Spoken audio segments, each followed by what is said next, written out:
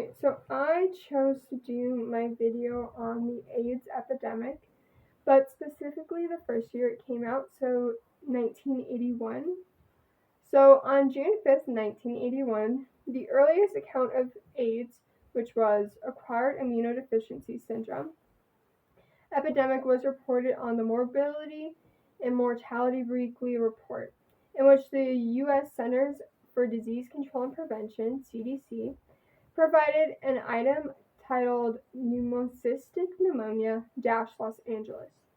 And according to the story, 5 young, previously healthy gay males in Los Angeles were diagnosed with PCP, which is an uncommon lung illness that no one really saw.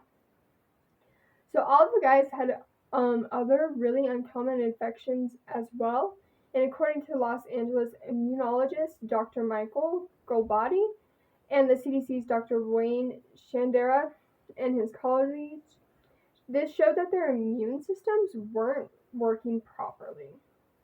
But by the time that the report was out, 2 of these patients had already passed away, and the others would shortly die. That same day, Dr. Alvin Fredman Keene, a dermatologist, called the CDC to report a number of cases of casus sarcoma, which was a really rare cancer, and he found this among many gay men in New York and California. So similar to PCP, KS is linked to an immune system decline in patients. And 3 days later, in response to these reports, the CDC created the task force on casus sarcoma and the opportunist infections to determine risk factors. The CDC started conducting nationwide surveillances of new cases. So they practically spread the word, if you are feeling this way, if you have these symptoms, please come to a hospital because we don't know what's going on and people are dying.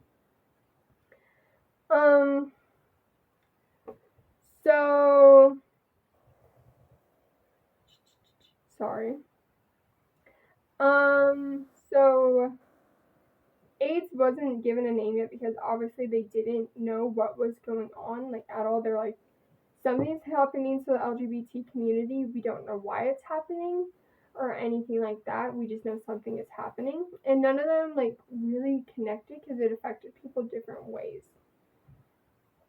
So 8 days later, the first patient with AIDS to be admitted to the Clinical Center at the National Institution of Health is a 35-year-old white gay man who displayed signs of severe immunodeficiency. And news reporters caught word of this and started calling this new disease gay man's pneumonia and gay cancer due to the major symptoms of the epidemic. And many heterosexual people saw this as God's punishment for homosexuals and would refuse to talk to them, let alone touch them. So when Princess Diana shook the hands of an AIDS patient, that kind of took a lot of people's rocked their world. They're like, oh my gosh, she's gonna die. And she didn't. She was totally fine because it's not a skin-to-skin contact, it's sexual contact. So on September 15th, the first meeting to discuss the emerging epidemic was sponsored by the CDC and the National Cancer Institute to examine KS and other opportunistic illnesses to urge future research of epidemiology, virology, and treatment. So that practically means they knew something, it was attacking the immune system, but they didn't know why or how. So they're just trying to figure out how to help people and not let them die. So 50 eminent clinics, practically is what the word is, gathered in Besson, Maryland, and in the month of December, Dr. Ira Roberson, a pediatric immunologist at Albert Einstein Medical College in New York, treats 5 black newborns who had severe immunologist deficiencies, so including PCP. So that was one of the main symptoms of AIDS at the time. And this was really concerning because before this, it was mainly adults who was affected, but now they could see that it was transmitted to children. And they found out that at least 3 of these babies were offspring of drug and sexually active mothers.